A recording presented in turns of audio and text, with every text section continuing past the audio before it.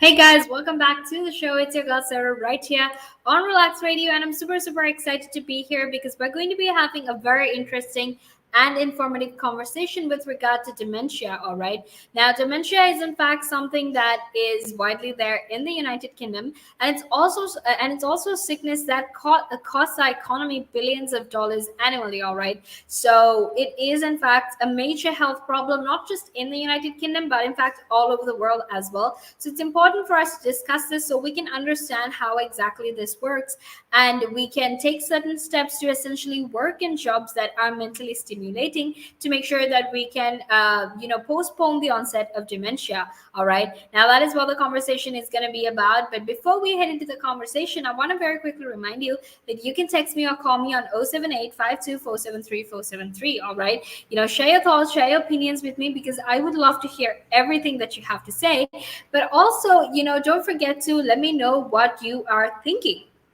All right. Because if you go like us on Facebook and follow us on Instagram, Twitter, and TikTok, you can actually make sure that you're always informed and you're always updated about the very latest that happens, not just here in the United Kingdom, but in fact all over the world as well. All right. And don't forget to download our app either because that's available for free on both the Apple App Store and the Google Play Store. So if you want to stay updated and you want to make sure that you always know the very latest with regard to all of the information and all of the news, because the days are passing by so fast and there's so much of different things that are happening in the world, well then make sure you get the app, download the app, make sure you let us know what you're thinking, and also make sure you let us know how you feel with regard to what we're going to be talking about.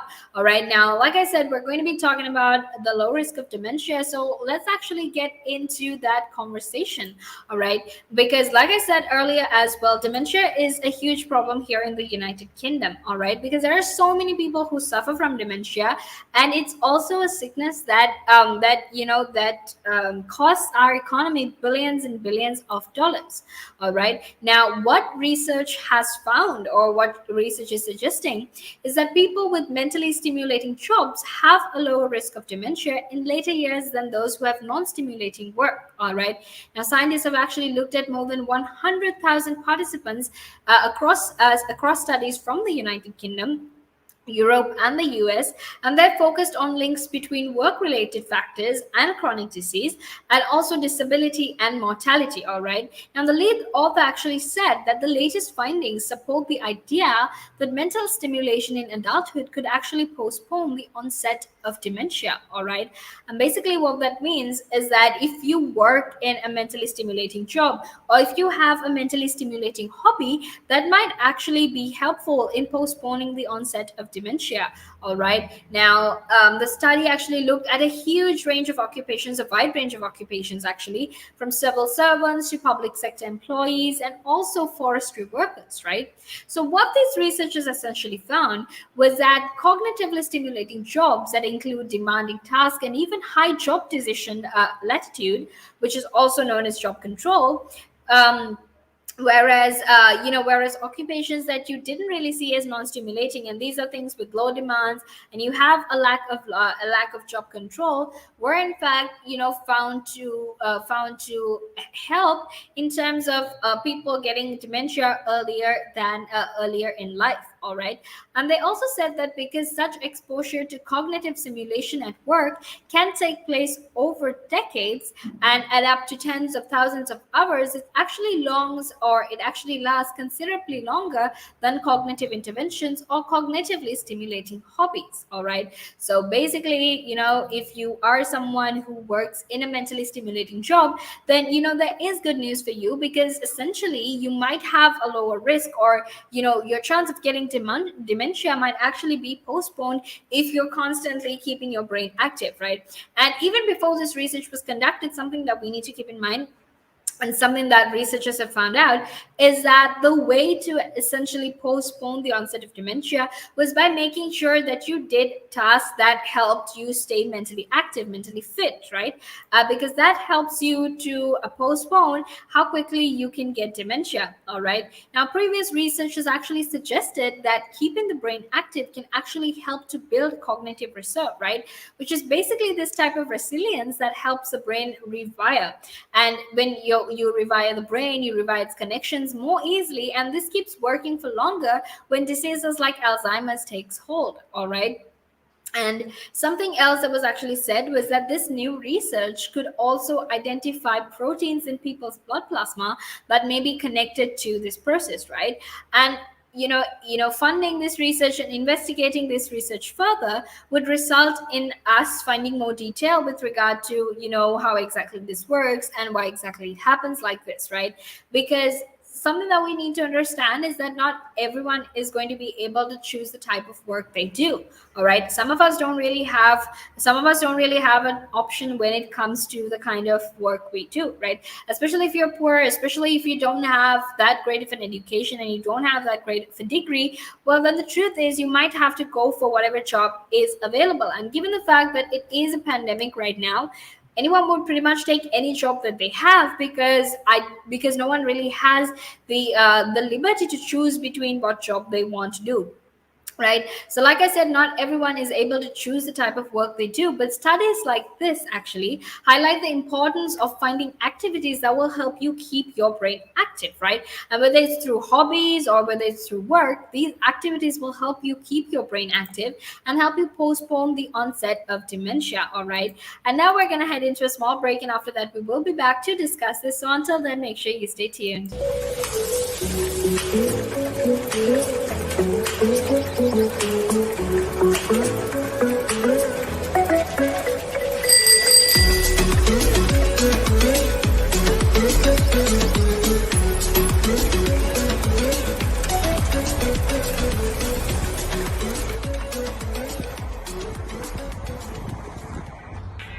Cycling in London is not child's play.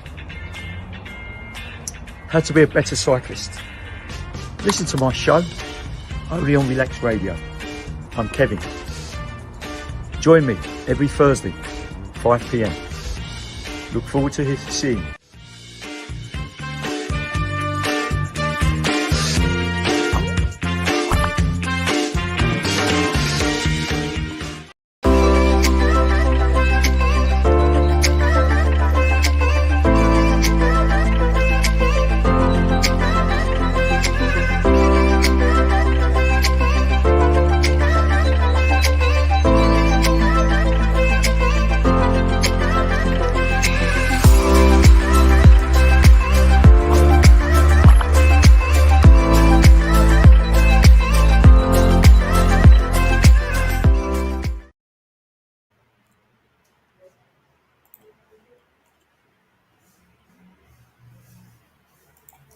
Welcome back to the show. It's your girl Sarah right here on Relax Radio, and I'm super excited to be here because I get to share my thoughts and opinions with you, but also because you get to share your thoughts and opinions with me. All right, so don't be shy. Go ahead, text me, call me on 078-52-473-473. Let me know what you're thinking with regard to what we are discussing. All right, now here at Relax Radio, we value your opinion, we value your thoughts, but we also want to make sure that you're always informed about everything that happens in the world. All right, so what better way is there for you to be informed and updated than by following our social media? And if you like us on Facebook and follow us on Instagram, Twitter, and TikTok, you can actually make sure that you're always informed and you're always updated with regard to everything that is happening in the world. And especially because the time is passing by so fast. It's literally, Friday today, and Monday just feels like yesterday, right? So how fast time is passing by, and that time is actually passing by so fast. It's actually important for you to stay updated about everything that we talk about. All right, and the best way for you to do that is, like I said, by following our social media, but also you can subscribe to our YouTube, and you can actually make sure that you are always informed and you're always updated. Now, don't forget to download the app either, because that's available on both the Apple App Store and the Google Play Store, and that way you can actually make sure that you're always informed and you're always updated about the very latest that happens all over the world. All right, and now I want to very quickly talk to you about whether all people or all adults in the United Kingdom actually need a booster jab. All right, now this is an important discussion because, like I said, when it comes to booster jabs, when it comes to getting a booster jab, a lot of if you've seen, it's only a lot of rich countries that can actually afford to give people booster jabs. All right. And the reason we need to understand that is that a lot of these countries that are developed, like the United States, like Canada, like the United Kingdom, in fact, actually have the ability, we actually have the capability to actually purchase and keep a stock of, to actually purchase and keep stock of vaccines, right? And therefore, when we have those additional stocks, that is essentially, this is essentially when you see how lucky